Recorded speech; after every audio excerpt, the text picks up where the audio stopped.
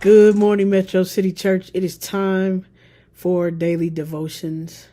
Remember, devotions is a place where I am changed because I am devoted to God. And what an amazing God we are devoted to. We've just celebrated Christmas, which is a celebration of the birth of Jesus Christ. I've been looking at a lot of things that question whether or not the celebration of Christmas is Christian or pagan, or whether it came from who did it come from, where did it start, and all these questions have just reminded me of the greatness of a God, the only God of the only religion that spends himself as the guarantee that we can live the life that he designed for us. That is, God came down in human form to prove his love to us, to remove sin from us, and to set us up to be successful for this life that we are to have. Christmas is just a lot more than just a time to give gifts and receive gifts and to be with family, but it's a reminder that God sent the answer to all in the form of his son. And don't think that's pagan at all. All that being said, this is a dope season for you to do 3 things that Bishop Johnson talked about on Sunday. And if you haven't seen that, the presentation for Christmas Day, that was presented on Christmas Day, man, you really missed it. Make sure you look at Metro City ATL and look at the production. It was great worship. Thank you so much, Chris and the Metro City Ensemble and Band for all that you do. While I'm at it, just want to big up our Anita Jones and our entire Metro Media department who made it possible for us to do all that we do every week, let alone to give us a break and to make sure that everything is posted the way that it needs to be. I'm so grateful for your excellence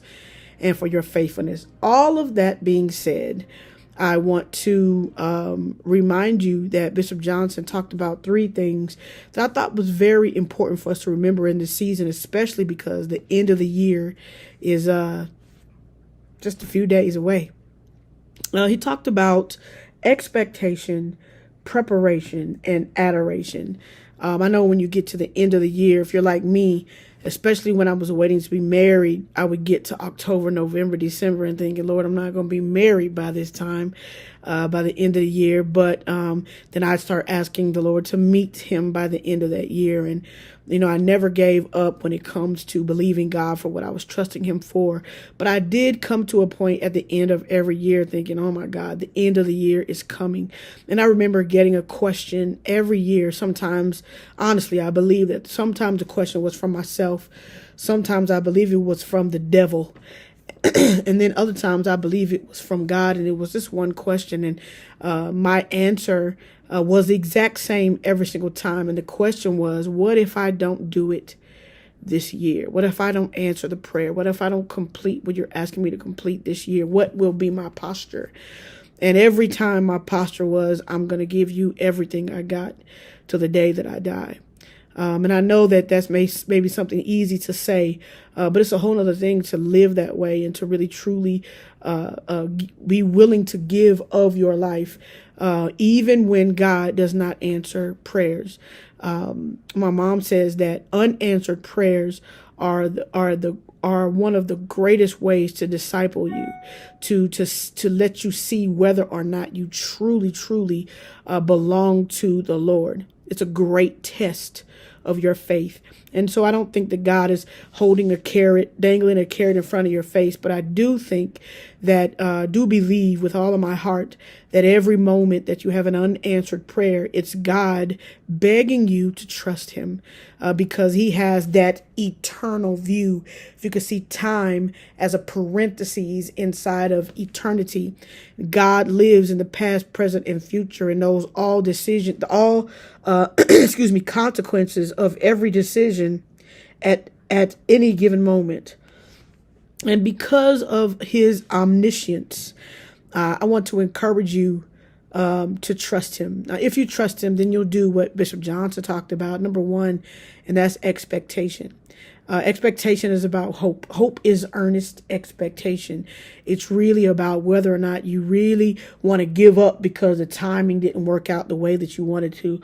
Man, if I would have did that regarding Frederick, man, I never would have been reliving my dream right now. You can sabotage yourself by not trusting the Lord, because you can make decisions too quick. You can be too slow. You can be stagnant because you don't trust the Lord. So it's important that you have an attitude of expectation. And I want to bathe that expectation in trust in the Lord. I was just talking to one of my girls even last night, and she was talking about being tired of not trusting God. And I want to encourage you to just trust him. Now, if you trust him, then you expect that he's going to keep his promise, because he will not lie. He will not lose. And if that's the case, then you can trust him with your life. The second thing Pops talked about was preparation. Now, this is so very important. This is the stage that I'm in right now, because I'm expecting to be pregnant and to have children, really want twins.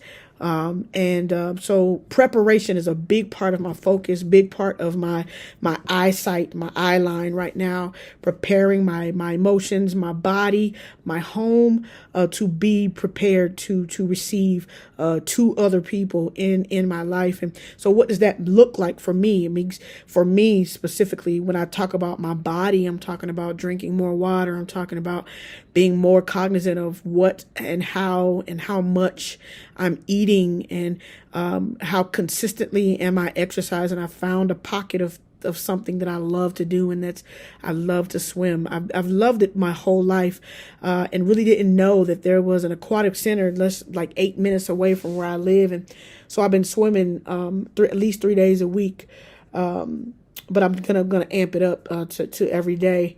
And so preparation, and I'm preparing because I'm expecting God to do what he said that he was going to do, or doing what I'm expecting for him to do. So if even in your preparation, it is an act of faith, because nobody prepares for an unanswered prayer, right? You don't prepare for something that you don't expect is going to happen. But if you're expecting something to happen, then you need to prepare. Excuse me.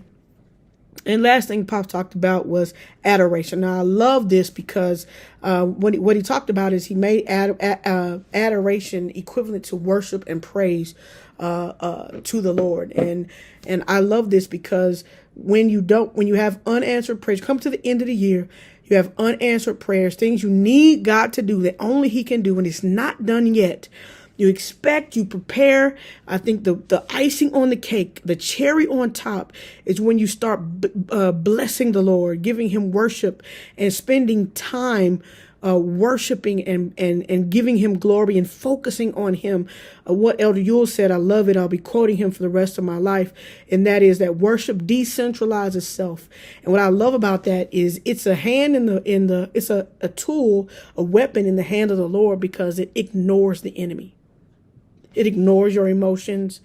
It ignores those negative thoughts when you can turn them towards the one who created you, who has a plan and was put you on a particular path. When you worship God, when you focus on him, I promise you, it makes you, I think it was, excuse me, I think it was Mark Batterson maybe, that talked about how worship and prayer, I think he was talking about prayer, but I think worship does it too, is it makes you feel closer to the answers.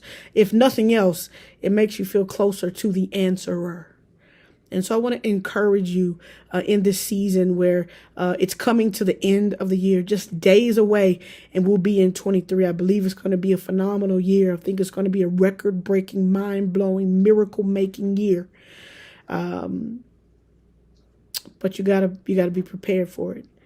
And so do what you need to do. So today, when you're talking to the Lord, just talk to him. First of all, deal with the things that have prevented you from trusting the Lord.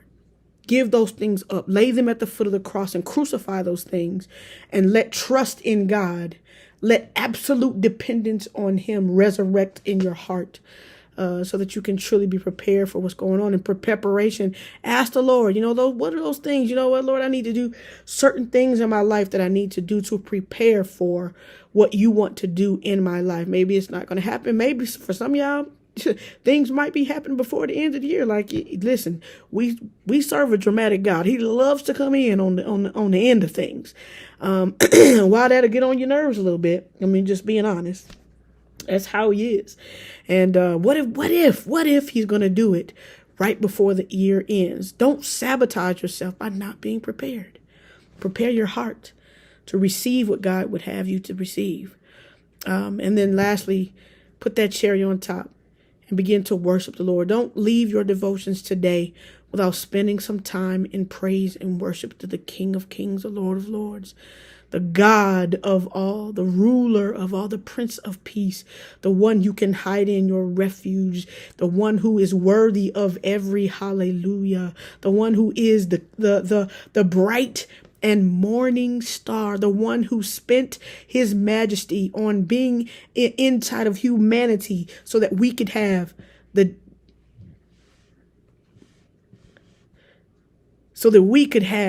destiny that he designed for us to have. I dare you. I dare you. I dare you to do it. And devotions is the perfect place to do that. Remember, this coming Sunday is the 1st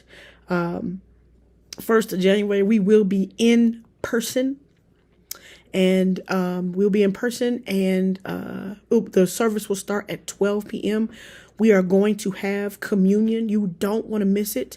And then Bishop Johnson has a little bit of a surprise after service is over. So you just don't want to miss that. Make sure you bring your friends and your family, because I think it's a dope way to start the year in the presence of God, with the people of God, remembering God, Jesus, and over communion, reestablishing our covenant that we are going to expect him to do what he said. We're going to prepare like he said that he was going to do it, and he is a doer of all that he says. And then we're going to spend some time in worship towards him. That's all I got. Hope to see you on Sunday. I'm not purple-haired, but I'm blonde-headed. I'll be sitting in the front, my husband and I. Hope to see you there. Now, get off my line. Go talk to the Lord.